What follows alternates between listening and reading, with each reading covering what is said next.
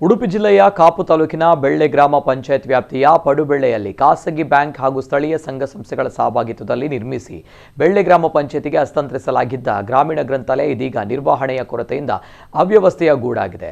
ಗ್ರಾಮೀಣ ಭಾಗದ ಜನರಿಗೆ ಓದು ಹಾಗೂ ಜ್ಞಾನಾರ್ಜನೆಗೆ ಅನುಕೂಲವಾಗಲಿ ಎಂಬ ಉದ್ದೇಶದಿಂದ ದಾನಿಗಳ ನೆರವಿನಿಂದ ಸುಸಜ್ಜಿತವಾಗಿ ನಿರ್ಮಿಸಲಾಗಿದ್ದ ಗ್ರಂಥಾಲಯದ ಸುತ್ತಮುತ್ತ ಹಾಗೂ ಒಳಭಾಗದಲ್ಲಿ ಅಲ್ಲಲ್ಲಿ ಕಸ ಬಿದ್ದಿದ್ದು ಸ್ವಚ್ಛತೆಯ ಕೊರತೆ ಎದ್ದು ಕಾಣ್ತಾ ಇದೆ.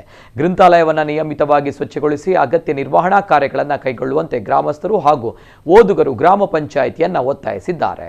ದಾನಿಗಳು ಹಾಗೂ ಸಂಘ ಸಂಸ್ಥೆಗಳ ಸಹಕಾರದಿಂದ ನಿರ್ಮಾಣಗೊಂಡಿರುವ ಈ ಗ್ರಂಥಾಲಯವನ್ನು ನಿರ್ಲಕ್ಷಿಸದೆ ಸ್ವಚ್ಛತೆ ಹಾಗೂ ನಿರ್ವಹಣೆಗೆ ಆದ್ಯತೆ ನೀಡಬೇಕು. ಅಲ್ಲದೆ ಗ್ರಾಮಸ್ಥರು ಹಾಗೂ ಓದುಗರಿಗೆ ಸಮರ್ಪಕವಾಗಿ ಬಳಕೆಯಾಗುವಂತೆ ಅಗತ್ಯ ಕ್ರಮ ಕೈಗೊಳ್ಳಬೇಕು ಎಂಬುದು ಸ್ಥಳೀಯರ ಆಗ್ರಹವಾಗಿದೆ.